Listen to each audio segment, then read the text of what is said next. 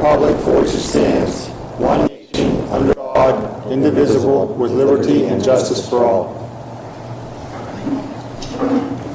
Roll call, please. Mr. Alt? Here. Mr. Beistel? Mr. Calero? Mrs. Love? Here. Mr. Miller? Yes. Mr. Polakowski? Mrs. Rhodes? Mrs. Shipley? Here. Mr. Bentz? Here. Taylor Sipos? Here. Sage Gwynn? Let the record show that Mrs. Rhodes called and said they had a family medical emergency and she was hoping to be here late, but she doubted she would be here.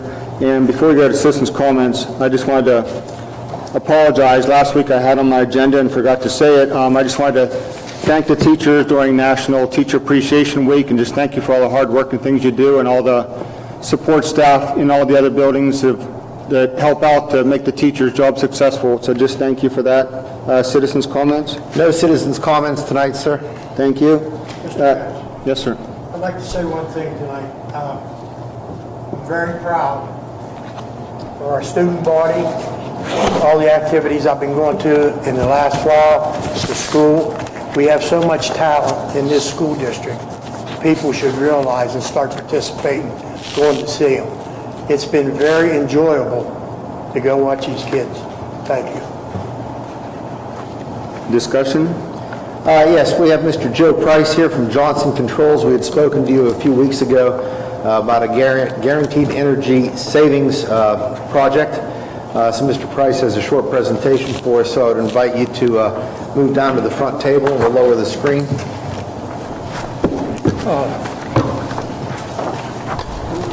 You need help? I think you're going to need help for the night on the phone. Put me out of my misery.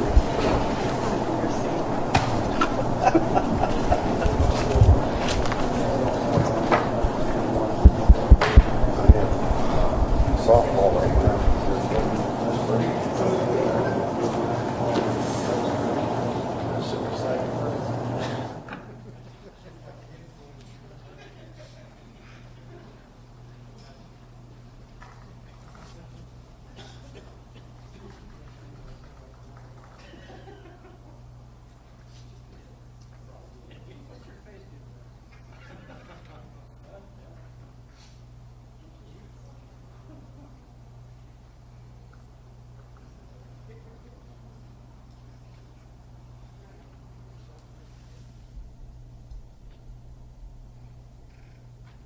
Eye chart test here. There we go. Can everybody hear me okay? I may move around, so I'll try to talk loudly. All right. My name is Joe Price. I'm with Johnson Controls. I'm an account executive. I work with a lot of school districts in Western Pennsylvania and West Virginia. What I'm going to talk to you about tonight is a follow-up. What I'm talking about is Act 39. This is what's known as a Guaranteed Energy Savings Project. These types of projects, basically it's a funding mechanism that's in place within Pennsylvania, enabled by Pennsylvania Act 39, that allows school districts to do infrastructure improvements within the district and utilizing energy savings to help pay for those improvements. Typically we look at your current utility payments and how we can help you reduce those utility payments and use those savings to help fund the infrastructure improvements. What we've done so far, we've had a couple discussions with your administrative folks, and we've done an initial walkthrough of Southmoreland Primary Center and also the high school. And we've identified some of the improvement measures that we see that you may be able to address in this type of a manner. And for example, at the primary center, looking at potentially adding air conditioning to the building, which will require some potential upgrades to the electrical system there to be able to support the improvements. The boilers are getting older and are in need of, they're going to need to be replaced. In the building, you have an older, outdated pneumatic control system. And what we would potentially look at doing there is updating that to DDC controls, which stands for Direct Digital Controls. Some of the lighting in the building is still the older T12 lighting, so we would look at upgrading that, including occupancy sensors to basically shut off the lights when nobody's in the room. Upgrading the exterior parking lot lightings and the lighting around the building. We've done a lot of these types of projects, upgrading those to LED. Domestic hot water. In the building, you have a very large all-electric hot water system, heater there, that we would look to upgrade that to natural gas and right size for the building that would help save a lot of energy. Sealing up the building. When you walk around the building, look at some of the exterior doors, you notice that the seals or the sweeps have gone bad. It's time to replace those. Air and water balance. That's basically a systematic way of going through the building and making sure the right amount of air and or water is getting everywhere it's supposed to. A typical symptom that people see within a building is inconsistent temperatures from room to room. If you're experiencing that, typically systems get out of balance. ASHRAE recommends that systems be rebalanced about every 5 to 7 years. So it's definitely time there. We've talked with administration folks about, we have a small solar PV photovoltaic kit. Basically, it's an educational system. It's not going to power a large portion of the building, but it comes with a kiosk that you can use for educational purposes. We have those in a lot of school districts. If the solar system itself is not cost effective, sometimes these types of systems can be part of an ongoing green education for the kids. Our Academy of Education, I have a handout that I'm going to give to each of the board members. Basically, that's an educational program that we offer. It's a curriculum-based program. It comes with all the curriculum. It comes with all the materials for the classroom, examples, things that the students can do. Teaches them all about energy conservation and reducing the carbon footprint within the school district and within their communities. And then every time we look at these projects, we look at all of the rebates, grants, incentives, anything that's available to the district. We help the districts fill out all the paperwork. Any money that we're able to get back for the district is all the district's money to do with as they choose. Roughdale, you're going to see a lot of repeats there. Those buildings are sister buildings, so they would be investigated a little deeper as we get further into this process. The high school, some of the similar, still have some pneumatic controls there that still need to be upgraded. The current chillers are getting to the end of their life. They're not quite there yet, but there's newer technology there utilizing variable frequency drives that can help save a lot of energy. Upgrading the interior lighting, the gymnasium lighting, getting that up to current high efficiency lighting. Again, exterior lighting, domestic water, building envelope. You're seeing some repeats here. Air and water balance. Potentially solar PV kit at the high school, depending on what the district wants to do. Sometimes you put those at the elementary school, sometimes you put them at both. So that's would be potentially available. Again, the Academy of Education and Act 129 rebates. I know a lot of people are familiar with a recent project that we did at the Central Westmoreland Career and Technology Center. This is a similar type project, similar funding mechanism. For the Career and Technology Center, we did a very large project there, installing new boilers, new cooling tower, new roof, new control system, new IT network, new switchgear, quite a few other items there too. Some new security cameras were part of that project. So this is a similar type of opportunity here. We've done some preliminary looking at some of your utility usage and focus just on those 3 buildings. The legislation allows you to go out to 20 years from a payback period. Some districts choose to look at just a 15-year payback, so that's why there's a range on there. Looking at potential range of somewhere between $700 and $1.2 million in savings focusing on those 3 buildings. If you're to do a 20-year payback term, potential estimated first-year savings could be in the neighborhood of about $46,000, generating about $1.2 million in savings over the 20-year term. So these are some preliminary ideas of what we think we might be able to help you with as far as savings, utilizing some of those potential facility improvement measures that we identified earlier. This is a process. We're at the first stage here. We're talking about the concept and how a project like this could work. I've put together a sample timeline. This is a timeline that we would be comfortable with. Some districts want to go faster. Some people want to go a little slower. This is just a preliminary, just to kind of give everybody an idea of what the process could look like. Starting from tonight to, if the district does want to move forward, a next step would be a competitive selection of an energy services partner like Johnson Controls. That has to be advertised. You have to accept responses, evaluate them, and make your competitive selection. Via the legislation, it has to advertise across these 3 Sundays.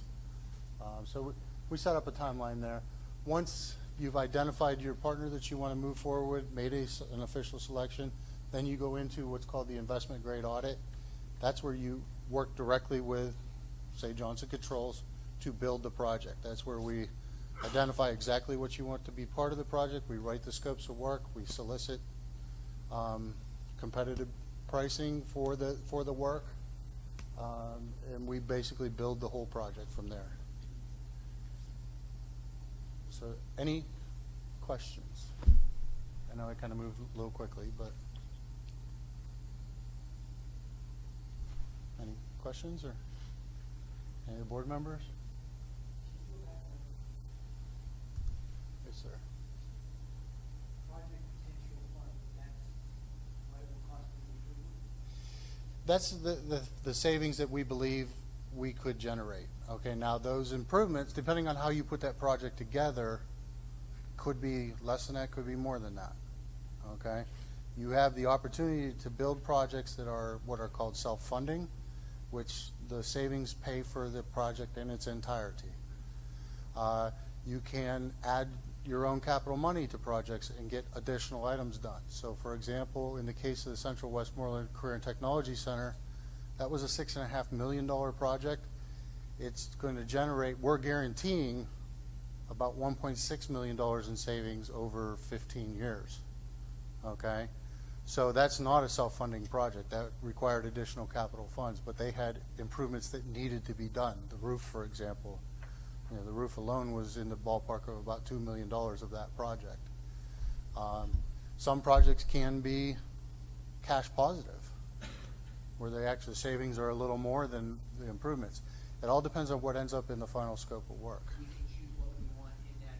Yes. fund, and which ones we want. So if we choose not to do, let's say, one of them Rustdale, we would not have to do that. Exactly. That would come when we decided to go through the project. We get the estimates then of what to go on for each of the, get a breakdown. Correct. We do a breakout, and then we start prioritizing, depending on what the district's priority is. Every step of the way is a collaborative process. The district gets to be involved. The scope of work, for example, is approved by the district before it goes out to any contractors. The contractors that we choose to work with are typically provided by the school district. Some school districts will give us a list of contractors that they prefer, that they want us to get pricing from. Okay? We have to get a minimum of 3 bids for each thing. So we work with your contractors. So equipment selection, contractor selection, scope of work selection, all final decisions are made by Southmoreland in that case. The savings, once the final project is identified, the final savings are calculated, those savings are guaranteed. If there happens to be a shortfall, if there were to be a shortfall, we would be responsible for writing a check to the district. In Pennsylvania, we haven't had a shortfall in over 10 years. So, I mean, it's just, we're pretty good at this. So we typically, if we are going to guarantee something, we hit our guarantees. Most of our customers exceed them. I have a customer in West Virginia right now. It was a 10-year guarantee. They exceeded their guarantee at about 8.5 years. So the last year and a half was gravy for them. And 100% of those extra savings stayed with the district. Okay? Is there a lot of grants and stuff out there for this? The biggest thing right now is the Act 129 rebates. And they have what are called prescriptive rebates and then custom rebates. So lighting is a prescriptive rebate. So you get, if you have a T12 fixture, you get X amount of dollars per fixture that you upgrade. And the rebate depends on what you upgrade the fixture to also. So if you go from a T12 to a T8, you get one sum of money. If you go from a T12 to an LED, for example, you get there's a slightly different rate there. And you know which way to go so we get the most money for our dollar. And we also look at the cost of the, what makes the most sense too. Sometimes it just costs too much to get to that next level of rebate. It doesn't make economic sense to do. So we'll help you identify that, give you the information, let you make the decisions too. On this here, we can pick and choose what we want to do, like, I know a lot of this has to be upgraded. Mhm. Just go first and second, like your electric, for your air conditioning, and Right. stuff like that. Mhm. You'll step us through this, and explain it Yes, as we go along. correct.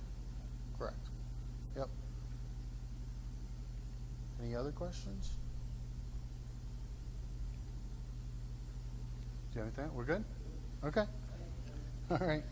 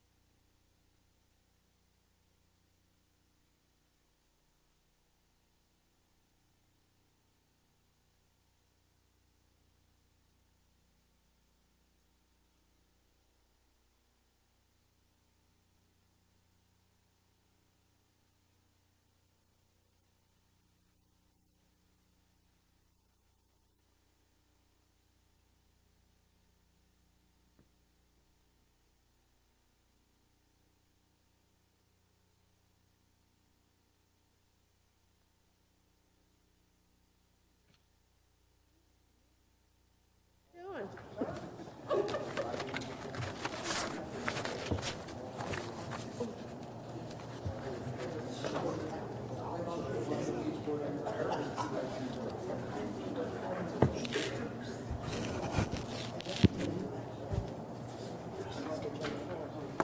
Yeah, a little different.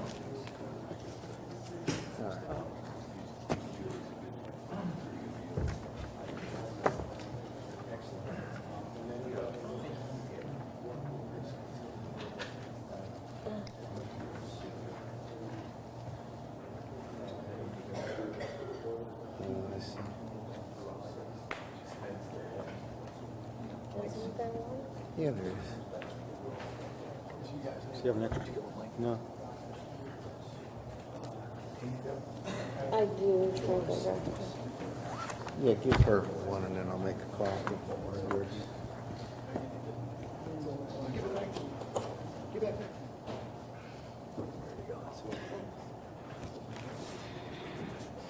I wonder what that is.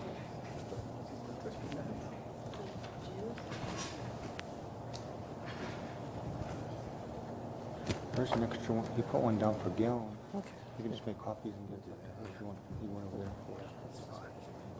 No, I'm saying he has one over there. If you need an extra one right now, make copies. Not right now. Okay, I thought you said Peggy Just knew for one. me. Oh, We'll get Gail's and we'll make copies Okay. after the meeting. Okay. was he going to speak anymore? Or is he done? There you go. Okay. Jim or no? Jim. If he took notes, that might be. Minutes, approval of minutes. It's recommended that the board approve the minutes of the 2015 meetings as follows. Finance Committee meeting of March 26th, discussion meeting of April 2nd, voting meeting of April 9th, and Finance Committee meeting of April 22nd. Need a motion, please? Motion by Mr. Beistel, seconded by Mr. Miller. Questions? All those in favor say aye. Aye. All those opposed? Motion passes 8-0 with one absent. Let the record show Mr. Polakowski's arrived. Business and Finance Fund Accounts. It is recommended that the board approve the April 2015 Treasurers Report and the April Board Summary Fund Accounting Check Summary. Need a motion, please? Motion by Mrs. Love, second. Second by Mrs. Shipley. Questions? Roll call, please. Mr. Alt? Mr. Beistel? Mr. Calero? Mrs. Love? Mr. Miller? Mr. Polakowski? Mrs. Shipley? Mr. Benz? Yes, motion passes 8-0 with one absent. Old business, seeing none. New business, policy 918. It is recommended that the board approve revisions to Policy 918, Title I Parent Involvement. Need a motion, please? Motion by Mr. Miller, second. Second by Mrs. Shipley. Questions? Roll call, please. Mr. Beistel? Mr. Calero? Mrs. Love? Mr. Miller? Mr. Polakowski? Mrs. Shipley? Mr. Alt? Mr. Benz? Yes, motion passes 8-0 with one absent. 2015-16 Adelphi Education Service Agreement. It is recommended that the board approve the 2015-2016 Adelphi Education Service Agreement. Need a motion, please? Motion by Mrs. Shipley, second by Mr. Beistel. Questions? Roll call, please. Mr. Calero? Mrs. Love? Mr. Miller? Mr. Polakowski? Mrs. Shipley? Mr. Alt? Mr. Beistel? Mr. Benz? Yes, motion passes 8-0 with one absent. Excella Health Physician Practice. It's recommended that the board renew the professional services agreement with Excella Health Physician Practices. Need a motion, please? Motion by Mr. Polakowski, second. Second by Mr. Miller. Questions? Roll call, please. Mrs. Love? Mr. Miller? Mr. Polakowski? Mrs. Shipley? Mr. Alt? Mr. Beistel? Mr. Calero? Mr. Benz? Yes, motion passes 8-0 with one absent. 2015-16 CWCTC Proposed Operating Budget. It is recommended that the board approve the 2015-2016 Central Westmoreland Career and Technology Center proposed operating budget with a cost to our district of $427,659, which is a cost difference of $5,940 over last year. Need a motion, please? Motion by Mrs. Love, second. Second by Mr. Polakowski. Questions? Roll call, please. Mr. Miller? Mr. Polakowski? Mrs. Shipley? Mr. Alt? Mr. Beistel? Mr. Calero? Mrs. Love? Mr. Benz? Yes, motion passes 8-0 with one absent. 2015-16 resolution for CWCTC anticipation loan. It is recommended that the board approve resolution for the 2015-2016 Central Westmoreland Career and Technology Center Revenue Anticipation Loan with PNC Bank. Need a motion, please? Motion by Mr. Polakowski, second. Second by Mrs. Shipley. Questions? Roll call, please. Mr. Polakowski? Mrs. Shipley? Mr. Alt? Mr. Beistel? Mr. Calero? Mrs. Love? Mr. Miller? Mr. Benz? Yes, motion passes 8-0 with one absent. Summer Recreation Program. It is recommended that the board approve the summer recreation programs held in conjunction with the summer feeding for Scottdale Borough and Everson Borough at a cost not to exceed $2,500 at each location. Need a motion, please? Motion by Mrs. Shipley, second by Mr. Miller. Questions? Yeah, just say a word here. I think I mentioned it various times, but this is a small item, and it's non-academic, but just reflecting on our own community and our nation. And you think of it in, especially when there's a crisis, as we had in Baltimore, tremendous breakdown of community. And when I see it in the summer, our community coming together, and as Mr. Vice said, it's in sports and all kinds of extracurricular activities. And not to subtract, the basic is the academic and the learning, but a community that plays together, that works together, that eats together, and that has families where you can come together. And I see it because I play tennis in the park in the summer, and they come up. And it's a very good borough. As much as we can cooperate and work together, borough, school, all together, it's a very good thing. So this is borders on being symbolic. It's a very small part of it, but it is an important part, I think, of schools as community builders.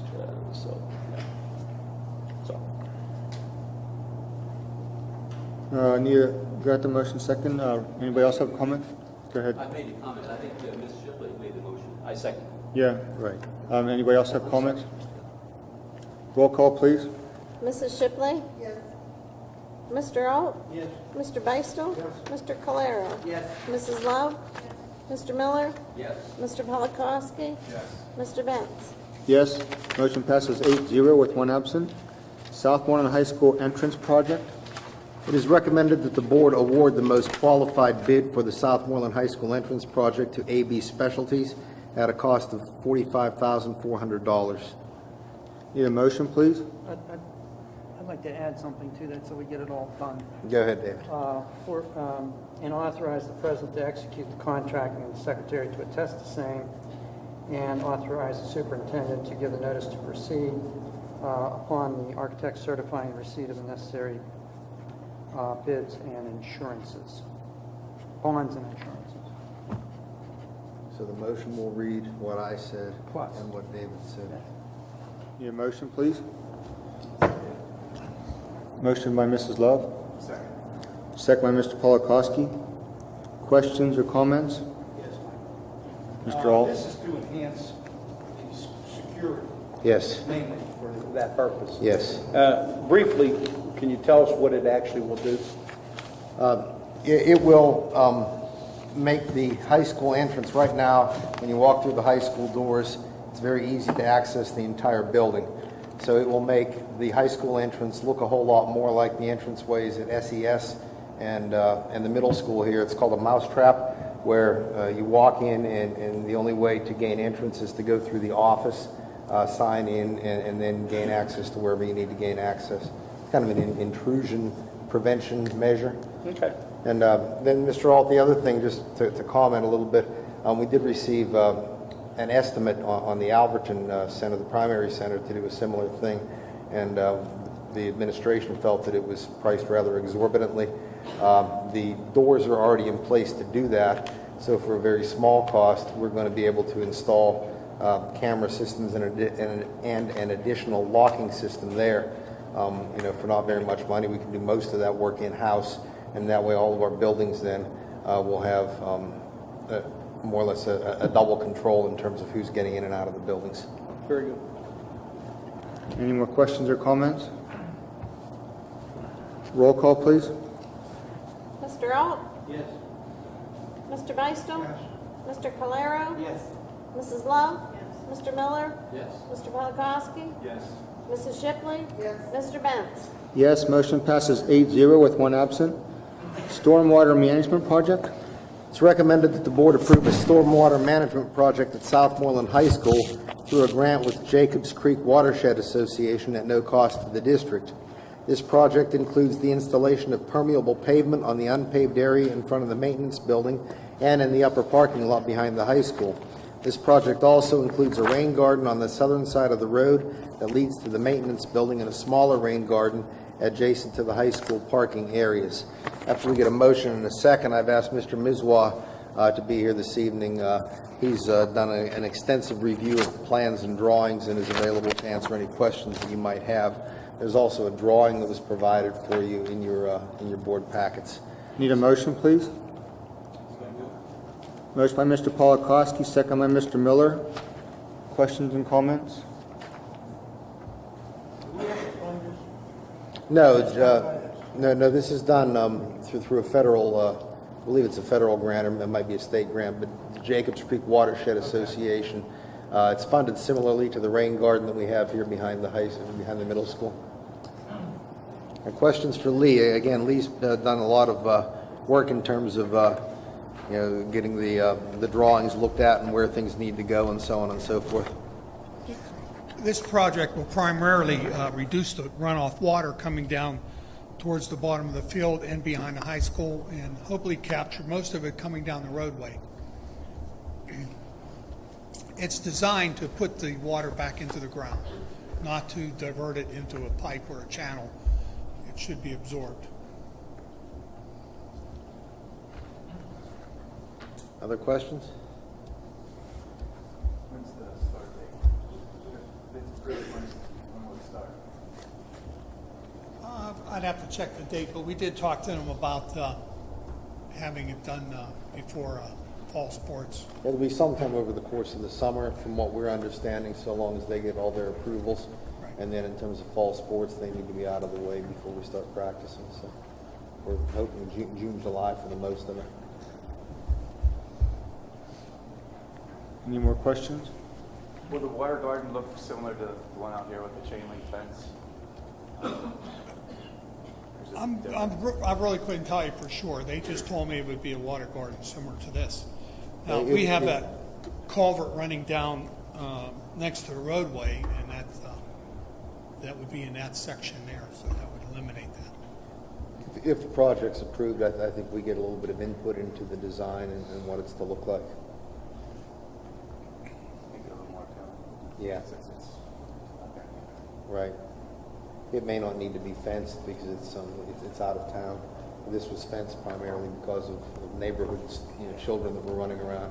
That being out of town, kind of in the middle of the field, may not need a fencing. And I know they're going to kind of put some seasonal perennials in there that might be used for wetlands education, things of that nature. Okay. Thanks for asking good questions. Anyone else? Roll call, please. Mr. Beistel? Mr. Calero? Yes. Mrs. Love? Yes. Mr. Miller? Yes. Mr. Polakowski? Yes. Mrs. Shipley? Yes. Mr. O? Yes. Mr. Benz? Yes, motion passes 8-0 with one absent.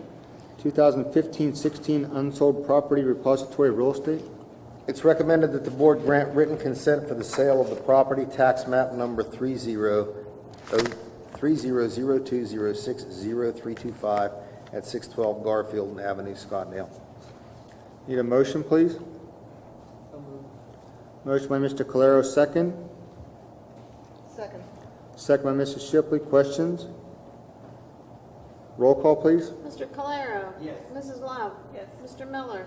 Yes. Mr. Polakowski? Yes. Mrs. Shipley? Yes. Mr. O? Yes. Mr. Beistel? Mr. Benz? Yes, motion passes 8-0 with one absent.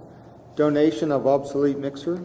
It is recommended that the board approve the donation of an obsolete mixer from the primary center cafeteria to the Everson Volunteer Fire Department.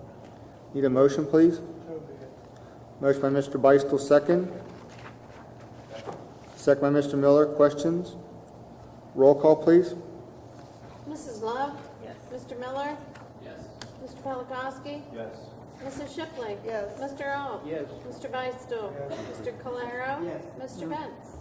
Yes, motion passes 8-0 with one absent.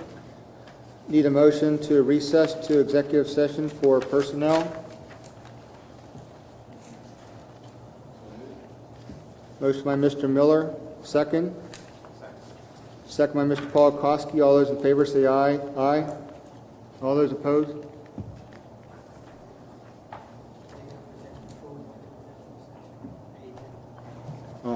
This will be a short one, and then we'll adjourn to a longer one afterwards. Yeah, remember. Don't want to leave him here.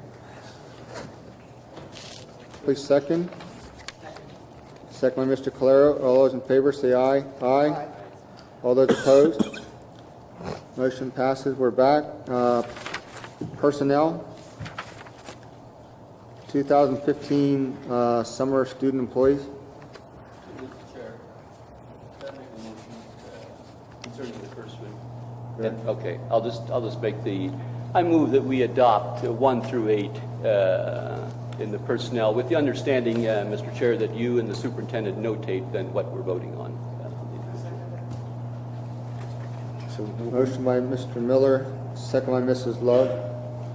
And we should notate that orally, is that correct, Mr. Solicitor? Yes. All right. So 1 through 8 would include the following items: approving the list of summer employees. These are student employees: Rachel Aller, Julie Donovan, Vincent Kiefer, Tiffany Stone, Logan Stoner, Gerald Prinky, and Craig Davenport. Approving Angela Johnson as a variable cafeteria employee. Authorizing administration to post and advertise the position of boys' second assistant varsity soccer coach. The appointment of Madeline Nelson as the middle school cheerleading coach at a supplemental salary of $1,516. The appointment of James Springer and Alan Jalot as band equipment hauler and assistant equipment hauler respectively at supplemental salaries of $750 for the hauler and $400 for the assistant hauler. The recommendation to grant tenure to Katie Walter, one of our elementary teachers. Approving Andrew Yarton as an hourly employee at the rate of $23 an hour to complete in-house printing. Approving an intermittent family medical leave for Tammy Wesolowski pending the receipt of documentation from a physician. Anyone who wants to vote no should announce, or abstain, should announce the number to which they are voting no or abstaining.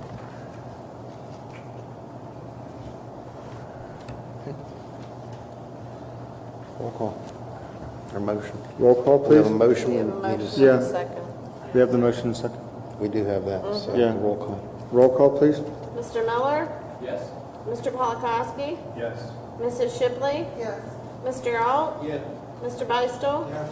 Mr. Calero? Yes. Mrs. Love? Yes. Mr. Benz? Yes, motion passes 8-0 with 1 absent. Board report, student report.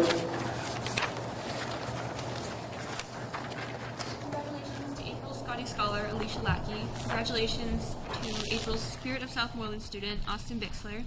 Congratulations to May's Scotty Scholar Brendan Bunner, and congratulations to May's Spirit of Southmoreland student Taylor Millsable.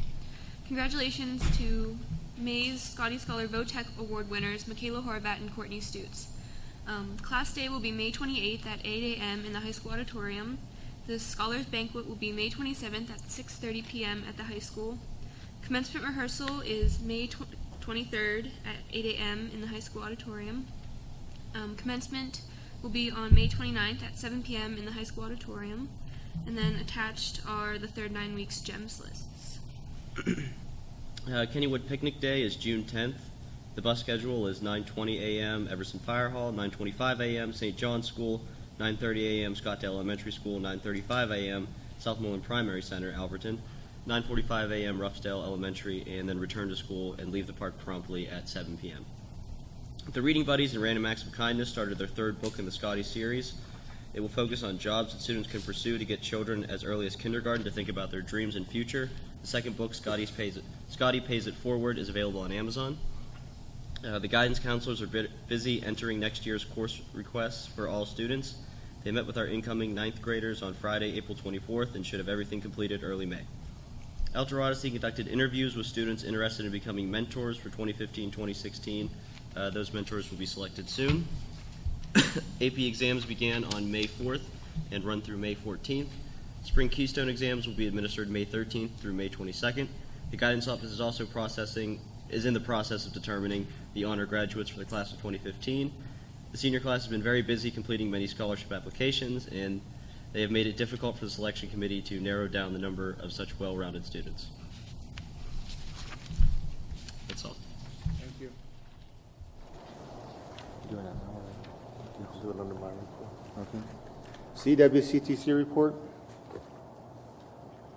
The JOC met on April 15th. These are a couple of items that we voted on this evening. The JOC approved the proposal for the proposed budget for the 15-16 school year. That budget was sent to the 9 districts for approval. We also accepted the proposal from PNC for the anticipation loan in the amount of $6.3 million for the 15-16 school year at an interest rate of 0.96%. We also hired Mary Jane Lupinetti as the business office manager, approved a 3-year contract extension for the teachers out there, And I talked about this last week. We approved a subcommittee to be formed to discuss alternatives to the anticipation loan process. That concludes my report. Thank you. WIU report, Mrs. Rhodes is not here. I'm sorry. Yeah. Mrs. Love? We made general operating decisions. We appointed Dr. Christina Monroe as a substitute executive director effective immediately until August 3rd, at which time she'll become acting executive director. We are actively seeking, with the help of PSBA, a new executive director. Dr. Monroe does not want to seek that position. She wants to remain the assistant executive director. And we approved our special ed plan for 15-16 school year. Thank you. PSBA liaison report, Mrs. Rhodes is not here. Superintendent's report. I had the opportunity yesterday to make a presentation to the Scottdale Kiwanis Club. In addition to getting a wonderful lunch, I was able to share information with them about the Daily 5 that we have happening at the elementary levels, the technology refresh program, and the one-to-one Chromebook initiative that we spoke about last week, and our efforts to increase rigor at the high school level, along with the STEM courses that are being planned. The information was very well received by the Kiwanians, and they were quick to offer any kind of assistance and volunteer work that the district might need. They pointed out to me that they are a service organization, and they'd like to help out in any way they can. So we certainly thank them for their service as well. This morning I was able to spend some time with our 6th grade students on their annual field trip to Laurelville. Students were engaged in studying the water cycle, water conservation, pollution, aquatic life, and Pennsylvania wildlife. They also learned to work collaboratively on the obstacle course and also as they built birdhouses together. Kind of funny to watch some of them swing hammers, by the way. Southmoreland students are fortunate to have many learning opportunities that occur outside the classroom, and I only mentioned this one because I was able to attend it for part of the day today. A couple of our spring sports teams have done very well. Yesterday, our girls softball team upset Beaver by a score of 6-2, and they will now advance to the quarterfinals against Hampton. So we're certainly proud of them and wish them continued success. And also, our girls track team this year made the Final Four. Unfortunately, they were eliminated after their competition there, but again, made the playoffs and did very well for themselves throughout the season. So we congratulate them as well. Last week we talked to you about the one-to-one Chromebook initiative. Training for teachers is currently being planned and will begin shortly. When we were talking about all this last week, I mentioned just Generation Z and how today's generation does things a little bit differently than most of us as we were growing up. In the not too distant past, if you wanted to get a message out, perform a song, write something for other people to read, you needed to find a publisher, you needed to find a recording studio, you need to spend some money. But today our youth does things differently. At a conference I was at 2 weeks ago, I had the pleasure of meeting a young lady from Seneca Valley. Her name was Nicolette Finello. And Nicolette but has Down syndrome. And for her senior project, she designed and produced a video in support of the Spread the Word to End the Word campaign. That's a national campaign to earn respect for people with disabilities and to try to end the use of the words retard and retarded. She raised about $3,000 for this cause by selling T-shirts. But the reason I point this out is the video didn't cost her any money to make. It was her and many of her classmates at Seneca Valley talking about spreading the word to end the word and how they belong and how I have Down syndrome, but I am not a retard. I am hearing impaired, but I am not a retard. And this was some of the dialogue that you heard. It's available, it's on YouTube, and at last count it's had in the neighborhood of 5,500 hits. Didn't cost a cent, but it's a whole lot different than the traditional publishing that we all grew up with and the production. Nicolette gave a written presentation to a group of about 50 superintendents, and then she just leaned onto the podium and entertained questions and spent about a half an hour talking with us. So she's an amazing young lady. But having said that, the reason I bring that up is I think we're on the right track putting technology into the hands of our students so that our kids are also able to do that kind of production and that kind of work here at school, just as she was able to do at Seneca Valley. Our students mentioned the new book that they've published, Scotty Pays It Forward. So we'll be purchasing copies of that for each of our libraries from Amazon and make sure that the libraries are well stocked with the work of our own students. A couple of reminders, and you already got most of the reminders that I was going to mention from our students, but I will remind you that on May 20th, over here in the middle school library, we have our budget meetings scheduled at 7 o'clock. This is your last meeting, isn't it? Have you enjoyed your experience? Good, because we've really enjoyed having you, and it's just nice to have outstanding students that are willing to come here and spend one Thursday night a month with us, learning about how boards operate, how local government operates, and it's a really important function because school boards are one of the most basic functions of local government, or of any kind of government for that matter. So as a token of our appreciation, knowing that you're both going off to college, we bought you alarm clocks. And they are in grades, so we will open one up here. We're off the battery. We didn't put the battery in it because we know you wanted it to be fresh for your first day of classes. And it says, this is for Sage, and there's one for Taylor, obviously. It's a student representative, Southmoreland School Board, 2014-15. So thank you for your service to your school and your board. Thank you all. You guys on the spot a little bit. Tell us what your plans are for the fall. Sage, you're on. Well, I'll be Before Sage starts, if you didn't have an opportunity to see the school play, he looks really good in a dress. Yeah, I did. But I'll be attending the University of Notre Dame in the fall to study business finance. Possibly, I'm looking into a double major with economics as well. So I'm really looking forward to that. That's what I'll be doing this fall. And I'll be attending Seton Hill University for the 5-year physician assistant program. Good luck to both of you, and again, thank you for your service. That concludes my report, Mr. President. Thank you. Solicitor's report?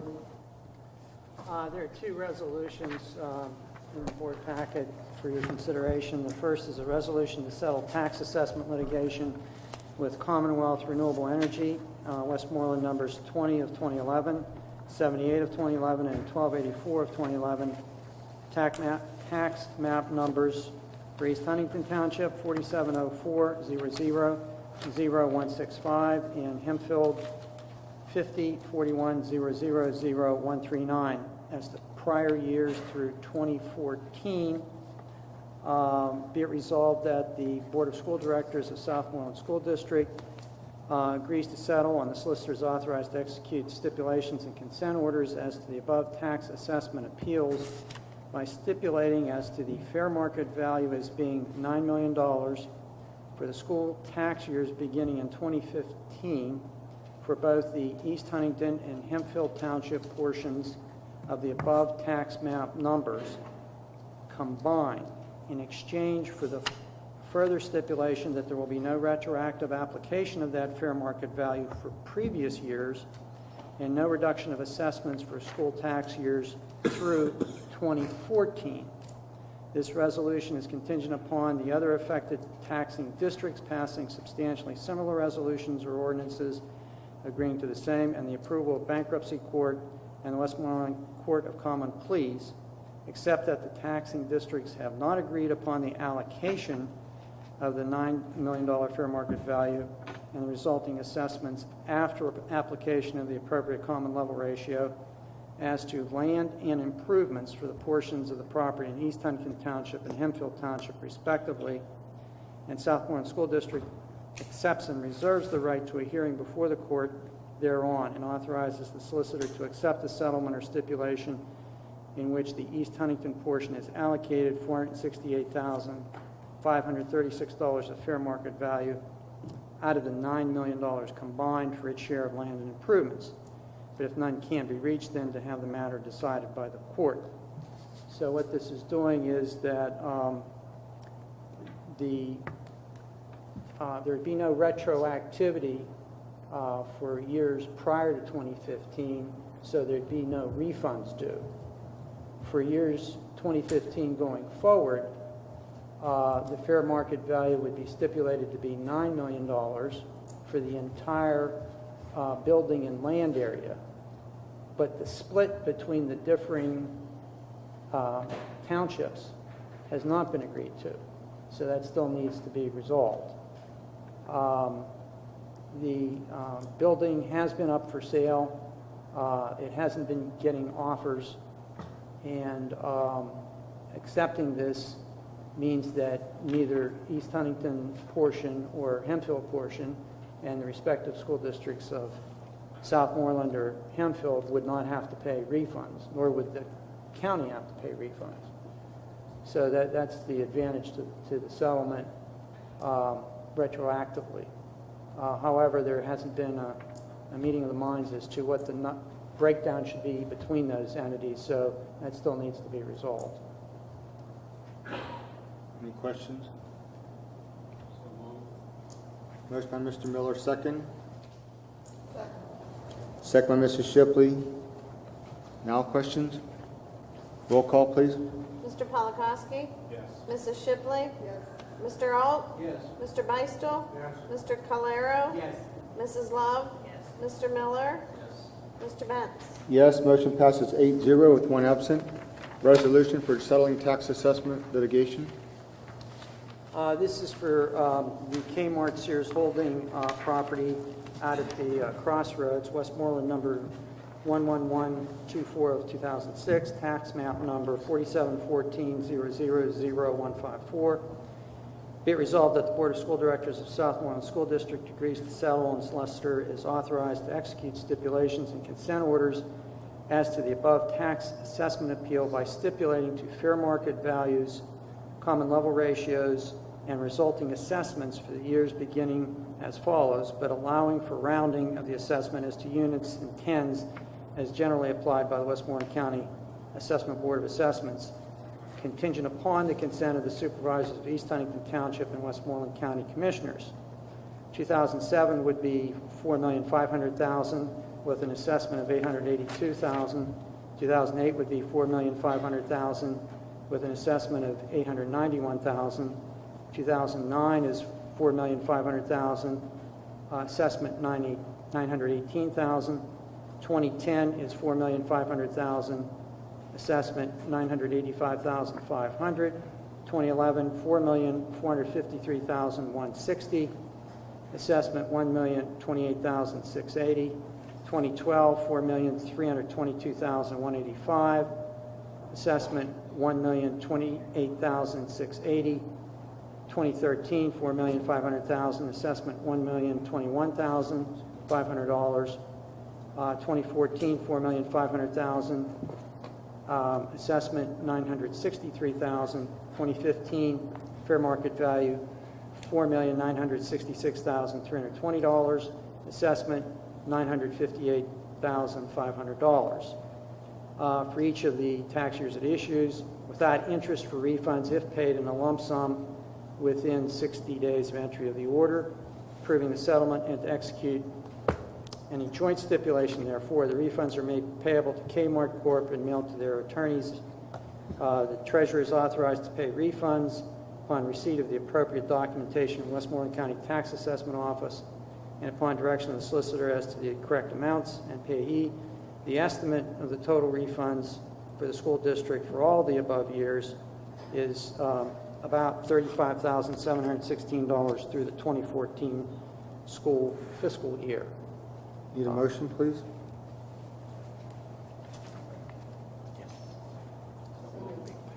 Motion by Mrs. Shipley, second by Mr. Miller. Questions? Roll call, please. Mrs. Shipley? Yes. Mr. Alt? Yes. Mr. Beistel? Yes. Mr. Calero? Yes. Mrs. Love? Yes. Mr. Miller? Yes. Mr. Polakowski? Yes. Mr. Benz? Yes, motion passes 8-0 with one absent. Citizens' comments? Yes, we have Melanie Marker and Leslie Blaze.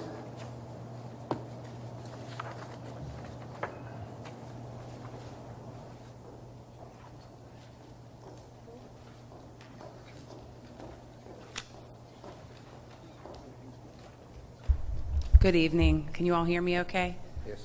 My name's Melanie Marker. I'm a resident of 1107 Arthur Avenue up here in Scottsdale. I'm here with a couple other parents tonight with some concerns that we have recently been told about changes to, all of the gifted programs, but to the parents that are here tonight, as well as myself, have children in the elementary school gifted programs. Probably about, my son Braden, he's 8 in second grade, and he is currently in the gifted program here at the Southmoreland Elementary School. It came to my attention, I would like to say, about 3 weeks ago. A very concerned citizen and somebody who knows the school district approached me, and they showed some great concerns about some changes that are going to be made, what I believe to be next year, with the gifted programs. And like I said, I'm talking about the elementary school gifted program. I'm not sure about the older ones, but I know that there's changes to them too.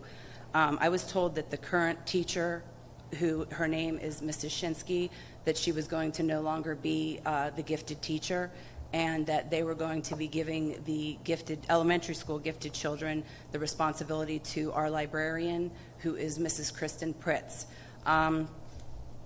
After further investigation and talking to people, I found that Mrs. Pritz is a full-time librarian who has about, from what I'm understanding, 6 to 7 periods during a week where she would be available to go into the classrooms to provide individualized instruction and enrichment to our children, and that she had no other time except for that to do so. You'll have to excuse me. We didn't have a lot of time to prepare for this. I was also told that the room that they usually meet in would no longer be available to them, and I was also told that the events that they attend would be cut in half. This caused me great concern. I don't believe that a gifted program teacher is a part-time position for a librarian. I don't think that's appropriate, and I think it's a great disservice to our gifted children in the school district. We were all told that we were going to be receiving a letter about this. We did not receive any letter about this, so some of us did feel that we did need to come here tonight to address our concerns to all of you. I was hoping that Mr. Clara and Mr. Lee would also be here also. I'm sure that we can make phone calls to them and address our concerns with them. So basically what happened after I investigated and found this out, I spoke to some of the other parents here. I don't know many. I'm not from Scottsdale. My husband is from Scottsdale, so I grew up in Ohio, so I just spoke to a couple of the parents back here that I know. There were others that wanted to attend the meeting, but because this happened so quickly, we're unable to attend. And so what I would like to do, I would like to introduce a couple more people just to voice their concerns about what's happening, and maybe hoping that we can make some changes as time goes on with this program. So next, Lindsay Kenny would like to speak a little bit next. Thank you for your time.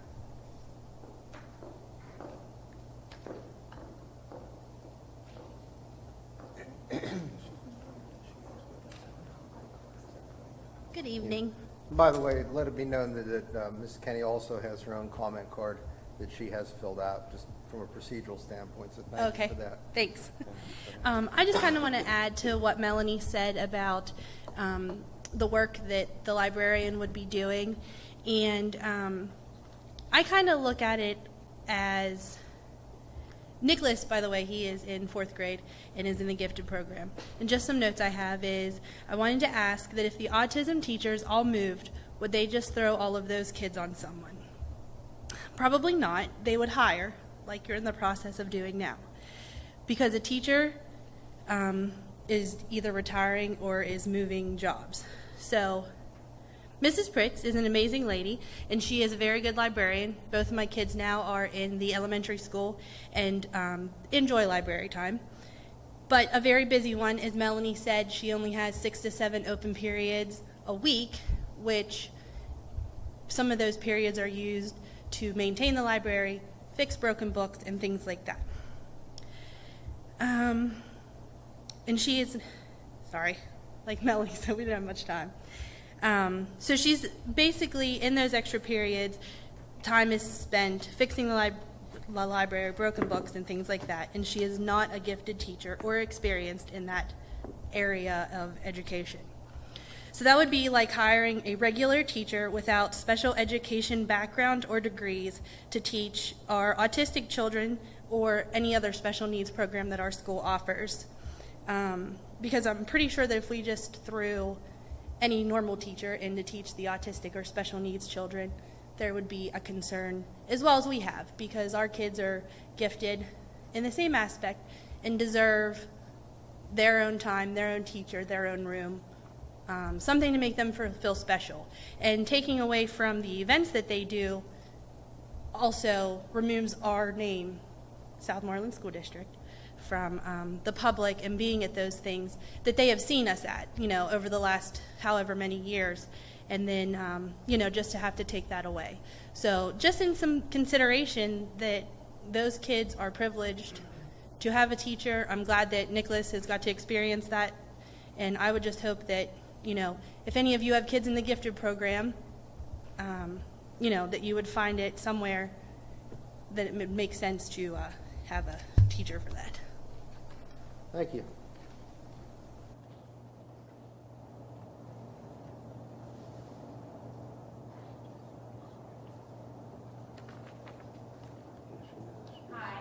My name's Leslie Blaze, and I address you all tonight as the parent of two young children. One who is 8, Nolan. He is in the elementary school right now. He's a 3rd grader in the gifted program. And my daughter Emily will be starting school this coming fall at SPC. I echo much of what Melanie and Lindsay have already said. My biggest concern whenever I initially heard the rumor that the gifted program was going to be cut, Dr. Lee did dispel that, or Mr. Lee, did dispel that rumor at the PTA meeting the other evening. But what still concerned me is that he said there still would be a gifted program. However, a librarian in the elementary schools, both SES and at SPC, would be taking over doing the gifted IEPs, also going into the classrooms and providing some individual instruction. I'm not sure how that would work real well going into the classrooms where there are already other kids, getting regular instruction, how they would, work with those kids all in one classroom. My opinion is that there really needs to be an instructional classroom for these gifted kids. Whenever I reviewed a little bit further, and I too didn't have a whole lot of time to do this, I have a little bit of experience as I am a nurse practitioner who works in psychiatry, so I've worked with different spectrums of children and adolescents, but I primarily do work with adults, so I have a little bit of knowledge, not as much as many of you. But whenever I did review the Pennsylvania Department of Education, it did state that for gifted education, it's recommended that there are professional personnel, and that would consist of a PA instructional 1 or 2 certificate. I'm not sure if the librarian has that certificate. Yes. I know Mrs. Shinsky, she seemed to be spread so thin already, so that was another concern for me. It seems like, the kids weren't going to near the events that other neighboring schools were going to. I also checked with some of my other friends in the area. I'm from Connellsville originally. I chose this school district based on the strong academics. I actually work in Pittsburgh. My husband's from Pittsburgh. He works out of the area. But we chose to live here for a reason, and one of those big reasons is the school district.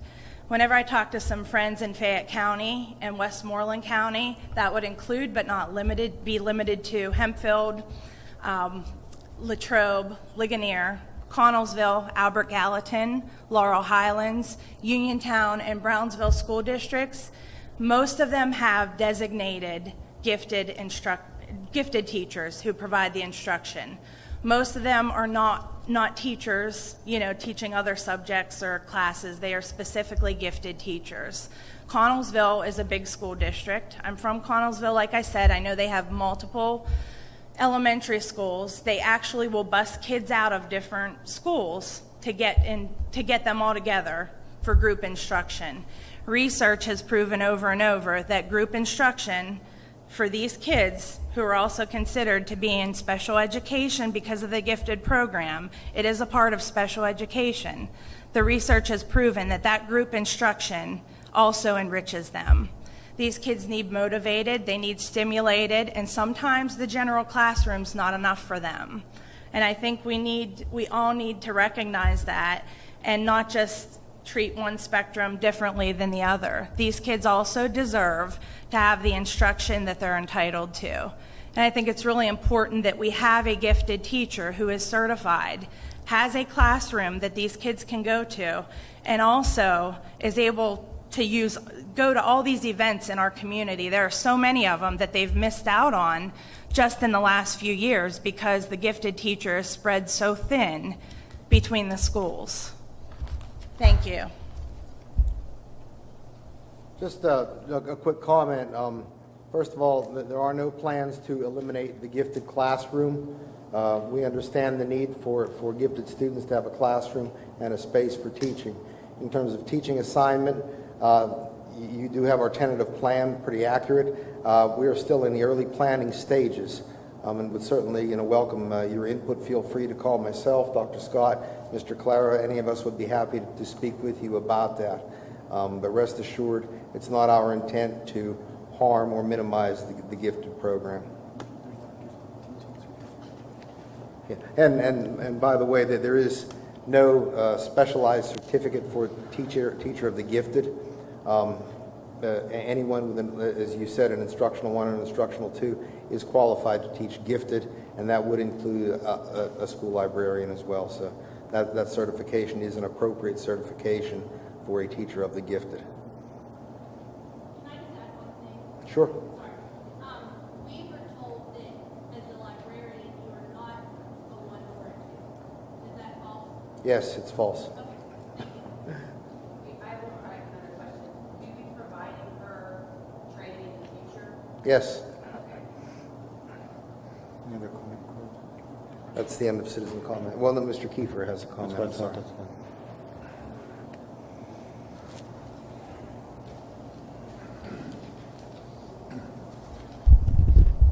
Good evening, Jan Kiefer, 628 Homestead Avenue, Scottsdale. I do agree we need to move resources to fill that niche for those students. I'm going to sort of continue on my presentations at this podium on impossible causes for the school district. I watched your comprehensive Chromebook presentation last week, and I'd like to bring attention to the omission of the impact of the radiation damage of the Wi-Fi signals, if these are going to be used with Wi-Fi, and I don't know that they are, but if they are in the future or even in part. A classroom, as I heard described last night, excuse me, typically equates to 1/2 hour of a cell phone use a day for a child. That's damaging, and history is replete with slow government action and when there's industry profits involved and when there's public health being hurt. However, international studies, even UPMC, a physician and I personally related or associated with Ronald Herberman, have come out with pretty clear science now that the cell phone use and this background radiation is harming the students. But as usual, action is not going to be taken, and that's sad for me to know, but we know that there's going to be brain damage, there's going to be tumors, there's going to be cognitive dysfunction, there's even going to be sperm count drops. And remember, 1/2 hour of cell phone use is what I'm describing above, and that's typically equal to this Wi-Fi radiation that these kids will be getting. And this will increase their cancer risk 300 to 500 times percent. Let's just look at the health path of a student attending Southmoreland. They'll sit there with frozen bodies, squinting at a blinking screen for 12 years. They'll be eating adulterated food. They'll have vaccinations that are controversial, again, on the same principles I just described above. And when the teachers are forced to get those vaccinations, we'll see if anyone actually starts talking about the subject. Just to interject here, I ran into a friend I went through school with 12 years, 37 years of real life after school. And he had said, I see him every few years. He said, I had a stroke since I saw you. And, near-death experience, his whole perception changed. We weren't talking about test scores or how he did in high school. He realized that his lifestyle was just a disaster. And, now he's living with the ramifications of it. So just to wrap up here.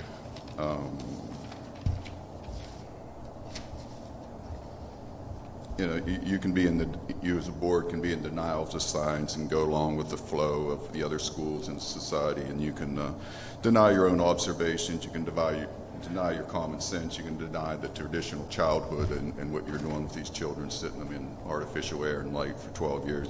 You can deny that there's delayed effects, and you can, and when you look at the class of 2015, you'll be talking to them like I have with my friend. And that's sort of a voice from the future, or of the future. And let's see. So again, you suspend your critical thinking about the Chromebook. No one is looking at the downside of it. It's all good. And these youth are unable to protect themselves. I mean, that's our job. I don't come here because it's my kid in school. I'm not my backyard advocate here. I'm here because I know these children cannot look out for themselves. You guys are in a policy-making position, so the burden lies with you. It doesn't lie, I don't care if all the other school districts do it. The science is there, the common sense is there. Live with it. Thank you. Any board members have anything? Need a motion to adjourn? I'm sorry. This is just an appreciation for the parents here who showed up tonight and talked about gifted education. And a confession, our kids, we had 3 kids here at school, and they benefited tremendously from the programs that we've had here, and I can look around here and neighbors who also did.